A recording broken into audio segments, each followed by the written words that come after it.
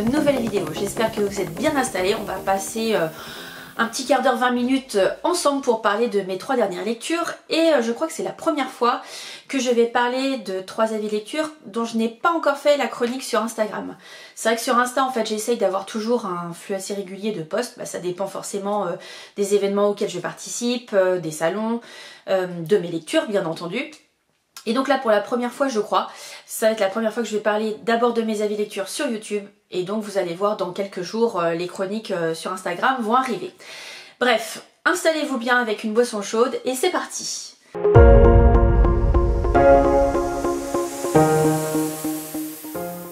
Je commence tout d'abord par la lecture dont je vous avais fait un petit teaser lors de la dernière vidéo. Je parle de Écoute mes mensonges d'Amy Tintera aux éditions City. Je vous ai parlé d'un rythme effréné, c'est tout à fait le cas et jusqu'au bout du livre. Pourquoi? Parce qu'en fait on va avoir l'histoire de l'héroïne qui se prénomme Lucie, entrecoupée en fait d'épisodes de podcast. Pour vous refaire le pitch de départ, ou si vous n'aviez pas regardé la vidéo de la semaine dernière, nous avons donc Lucie.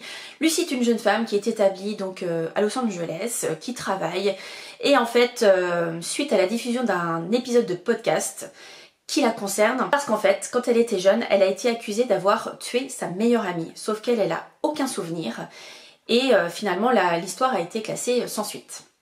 Sauf qu'avec ce podcast, donc c'est un podcast en fait qui est dédié au true crime, au cold case, en fait ce podcast va faire ressurgir l'histoire de Lucie et forcément voilà, une personne qui est présumée coupable ou innocente, ça dépend de quel côté on se place, en fait elle va se faire tout simplement licencier.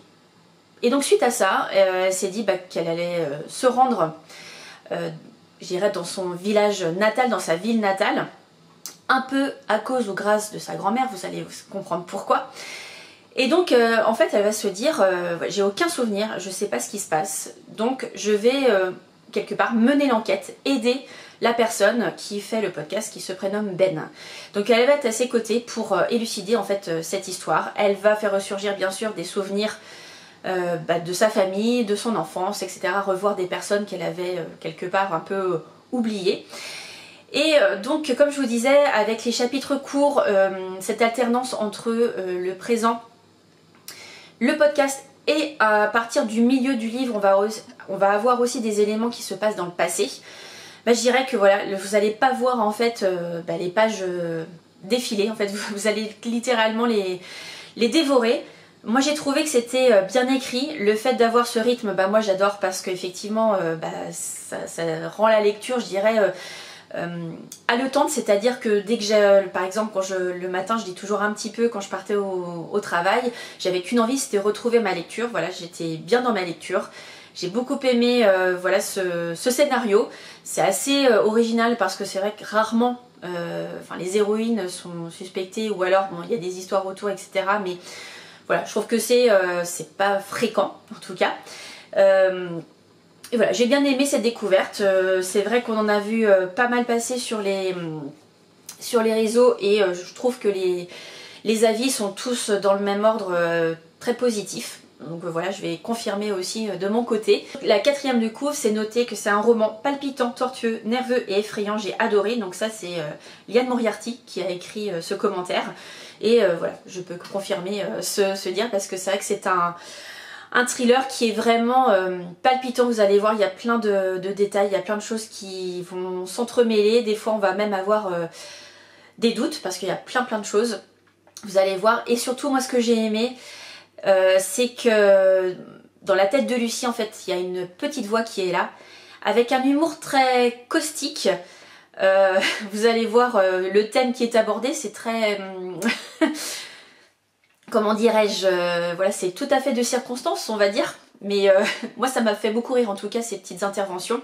Et on va vous allez voir, cette petite voix va évoluer au cours de la lecture, mais je trouve que ça a apporté en plus ces touches un peu d'humour et qui amène aussi dans la tête du lecteur un peu de doute, qui va se demander effectivement si l'héroïne, donc si Lucie, elle est vraiment coupable ou pas.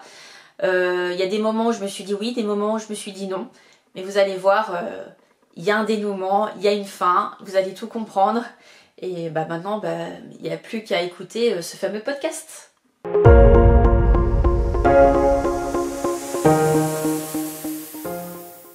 La deuxième lecture dont je vais vous parler, c'est complètement différent. Là, on va parler plutôt d'une biographie. Donc c'est le livre Nadia, écrit par Véronique Bouillonneval, que j'ai eu en service presse de la part de l'agence de Julie. Donc là, en fait, c'est l'histoire de Nadia. Nadia est une femme d'un certain âge et en fait qui va raconter à travers la plume de l'autrice sa vie. Tout ce qu'elle a pu subir, parce qu'en fait ici on va parler de violence, on va parler d'harcèlement de parents sur un enfant.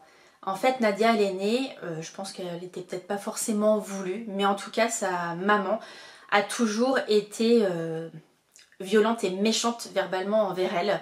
Donc en fait il va y avoir beaucoup de descriptions de sa vie, qu'est-ce qu'elle a subi, comment elle l'a subi.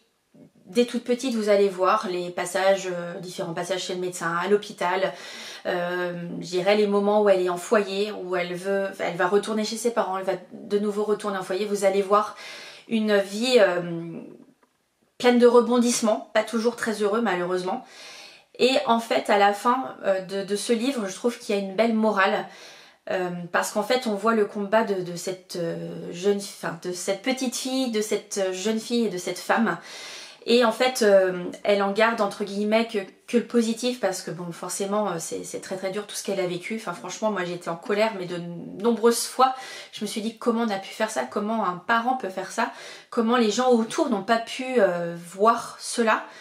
Je pense que c'est très dur, surtout que voilà, il y a la menace aussi qui pèse. Si tu dis quelque chose, je vais te faire du mal ou autre.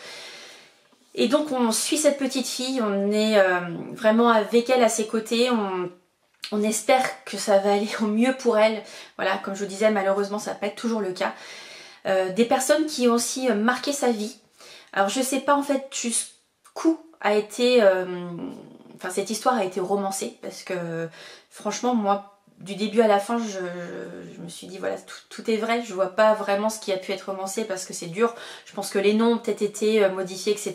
Et j'espère, en tout cas, pour avoir gardé l'anonymat. Mais...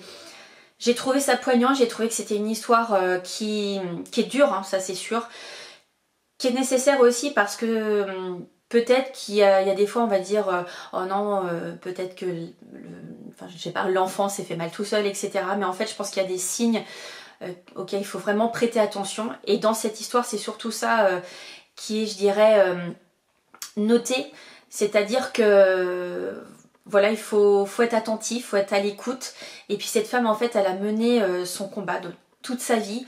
On voit qu'aujourd'hui, on sait que voilà, elle est heureuse, elle a une famille, elle est posée. Mais voilà, elle a toujours cette histoire-là hein, qui va la marquer de toute façon à vie. Hein, et le contraire m'aurait étonnée. Mais j'ai trouvé que ce témoignage était très très poignant, très bien retranscrit. On va avoir des passages en fait où ça va être l'histoire, donc l'histoire de Nadia. Qui est raconté donc par l'autrice, et en fait on a des moments où c'est des entretiens, donc là je dirais un ping-pong entre l'autrice et la personne, et on voit que voilà il y a une amitié aussi qui s'est liée, il y a des liens très très forts justement pour cette femme, son combat. Et voilà, moi j'ai été vraiment touchée, voilà, remplie d'émotions, c'est vraiment ça. Comme je vous disais, j'ai eu des périodes où j'ai vraiment je me suis dit comment on peut faire ça. C'était vraiment horrible de lire certains détails parce que voilà, y a des choses qui sont vraiment très très dures, incompréhensibles. Même plusieurs fois, vous allez voir l'autrice pendant le récit le dit, mais comment pourquoi? Ça malheureusement, des fois on n'a pas la réponse. Et vous allez voir aussi, enfin voilà, toute sa vie, je dirais de sa naissance jusqu'à aujourd'hui. Voilà, c'est très bien. Moi je dis bravo à l'autrice pour avoir retranscrit cette histoire, et bravo aussi à cette femme pour tout ce qu'elle veut passer à travers son histoire, tous les messages qu'elle veut passer, voilà, des points d'attention, je pense que ce soit à la DAS, aux différents foyers, etc. Pour pointer du doigt en fait tout ce qui peut se passer malheureusement, et voilà. Donc c'est vrai que si vous êtes très sensible à ces histoires, faites attention. Mais moi j'ai trouvé que c'était un roman poignant et voilà, merci à l'autrice et à Nadia pour ce témoignage.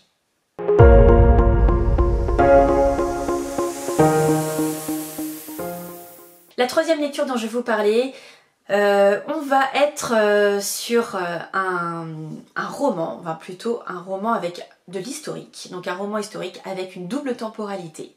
Je vais vous parler de À la lumière de nos jours de Clarissa Bard aux éditions Charleston. C'est un livre qui est paru donc en 2021, donc il est déjà disponible en format poche. Moi je le lisais dans le cadre de mon challenge Je sors les pavés de ma palle, donc le challenge 2025, c'est donc ma deuxième lecture, donc voilà c'est bon. Janvier c'est fait, février c'est fait, maintenant il faut que je trouve celui du mois de mars, mais ça je vous en reparlerai plus tard. Donc celui-ci, on était quand même un certain nombre de personnes à le lire. On s'est dit qu'on allait prendre le temps de le lire, c'est-à-dire que chacun allait le lire à son rythme. On s'est donné jusqu'au 23 février pour le lire. Et à partir de cette date-là, on ferait soit des échanges par message, ou moi je pense qu'une petite visio pourrait être sympa. Qu'on fasse une visio tout ensemble et qu'on discute vraiment, j'irai là, on va tout se dire, voilà, il n'y aura pas de spoil vu que tout le monde aura lu, donc ça c'est plutôt bien. Et voilà, on va pouvoir donner nos avis, nos ressentis librement. C'est un livre donc qui fait plus de 600 pages, voilà pourquoi il rentre dans mon challenge. Et donc cette histoire, on va avoir Julia. Julia, malheureusement, elle vient de perdre sa maman et le jour de son anniversaire, elle va recevoir une lettre justement de sa maman à travers son notaire qui va lui dire tout simplement de renouer avec ses racines, avec son papa, donc dans la région de la Touraine. Parce que voilà, il y a des choses qui n'ont pas été dites, il y a peut-être des choses qui ont été ressenties qui sont peut-être pas forcément les bonnes. Et donc elle conseille vivement à sa fille de retrouver son père et sa famille en Touraine. Et donc on va forcément avoir une double temporalité avec justement l'arrière-grand-mère de Julia dans les années... on termine en fait juste après la Première Guerre mondiale. Et on va voir l'évolution donc d'Eugénie, donc à la suite à la Première Guerre mondiale. On va également avoir la grand-mère de Julia qui est Suzette, donc on va avoir l'histoire de ces deux femmes, l'histoire de famille, parce que vous allez voir, il va y avoir des secrets qui vont être révélés, des choses. Clairement, Julia, elle découvre sa famille sur certains points.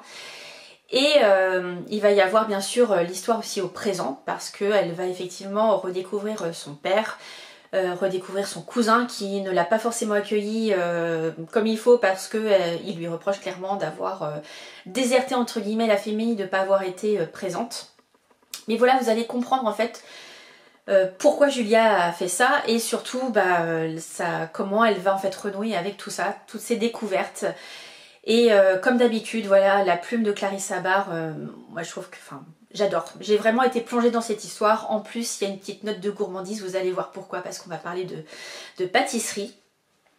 Et voilà, à chaque fois que je quittais soit le passé ou le présent, j'avais envie d'en savoir plus. Et en fait, c'est ça qui est bon. C'est-à-dire que quand on veut en savoir plus, par exemple dans le présent, hop, on va basculer dans le passé avec donc Eugénie ou Suzette. Et après on retourne dans le présent, on remet les bouts entre guillemets et hop on repart dans le passé. Moi j'adore ça. C'est vraiment... voilà, moi j'aime beaucoup ce style de livre et puis Clarissa Bard les écrit tellement bien. C'est vrai que c'est sa patte je dirais. Je sais qu'en plus quand il est sorti, ça faisait écho aussi un petit peu à sa famille. Donc je pense qu'il y a aussi des petits détails qui sont aussi tirés de sa vie. Et voilà, je trouve que c'est ça aussi qui rend authentique. C'est riche au niveau aussi des différents détails que ça se passe, je dirais, après la Première Guerre mondiale ou pendant et après la Seconde. Enfin, vous allez voir, il y a plein de détails. Et je dirais les 600 pages, même si ça fait un certain chiffre, ils se lisent très vite. Et voilà, moi c'est vrai que j'aime aussi beaucoup le travail éditorial que fait Charleston. Et voilà, c'est un beau bébé, hein, c'est une belle brique quand même. Je vous conseille tout simplement de mettre un coussin parce que c'est vrai qu'il est quand même assez lourd. Donc à force de le tenir, ça peut au niveau des poignets, vous pouvez être...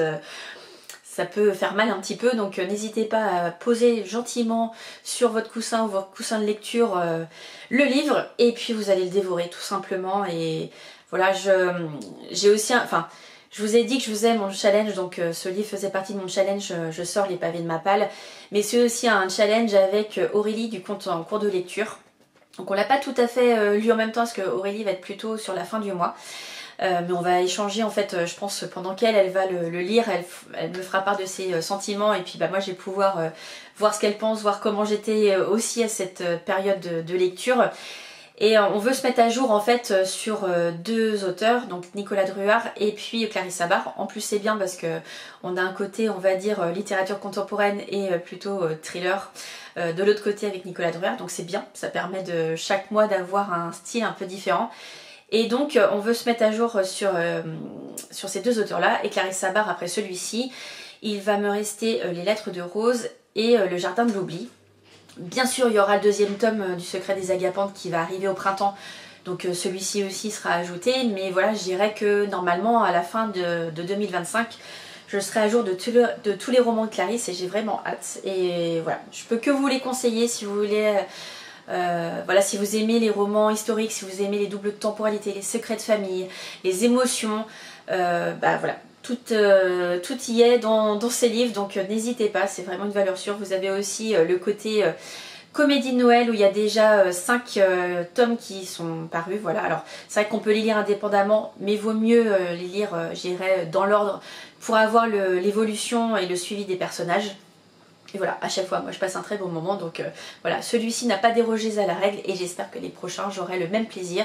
Donc je vous en reparlerai tout bientôt dans une prochaine vidéo. En attendant, je vais vous parler de ma lecture en cours, qui est Petit meurtre à Endgame d'Alexandra Benedict aux éditions Charleston. Ce livre, je le lis dans le cadre de ma booklist hivernale, le challenge organisé par les Piapias de Séverine. Il me reste celui-ci à lire et Murder Party au manoir que je lis également ce mois-ci. Donc normalement, fin février, j'aurai terminé ce challenge et je serai très contente, et j'aurai réussi à atteindre le niveau Reine des Neiges. Voilà, magnifique.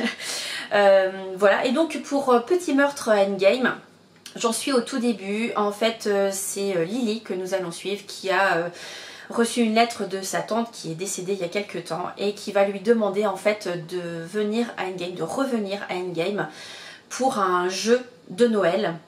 Alors je pense que ça va être un style un peu Cluedo, parce qu'on arrive en fait, c'était une maison avant où la famille vivait, qui a été transformée en hôtel. Donc voilà, je commence tout juste. Donc là la lettre, elle va...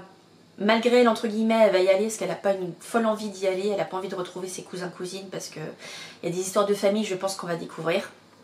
Mais donc elle arrive à Endgame, et en fait là, ses cousins vont arriver, donc je suis juste à ce moment-là. Ses cousins vont arriver, donc je suppose que le jeu va se mettre en place. Mais en tout cas, dès le début, l'autrice nous met je dirais dans le contexte, comme quoi il y aura des jeux, parce qu'il va falloir deviner des anagrammes de certaines, enfin suite à une comptine anglaise qui est traduite, et il va y avoir aussi la recherche de livres que l'autrice a beaucoup aimé, qu'elle a mis en fait, qu'elle a saupoudré dans les différents chapitres. Donc je pense que ça va être plutôt sympa, et puis bah je pense que l'histoire en elle-même, voilà, ça va être assez trépidant. C'est vrai que souvent le mot Cluedo revient dans les avis de ce livre, donc bah, voilà, j'attends de voir. Moi j'ai lu une trentaine de pages, donc voilà, c'est vraiment le tout début. Je vous en dirai plus de toute façon la semaine prochaine. Comme d'habitude, en attendant, je vous souhaite de très bons moments, de très bonnes lectures, et je vous dis à très bientôt. Ciao!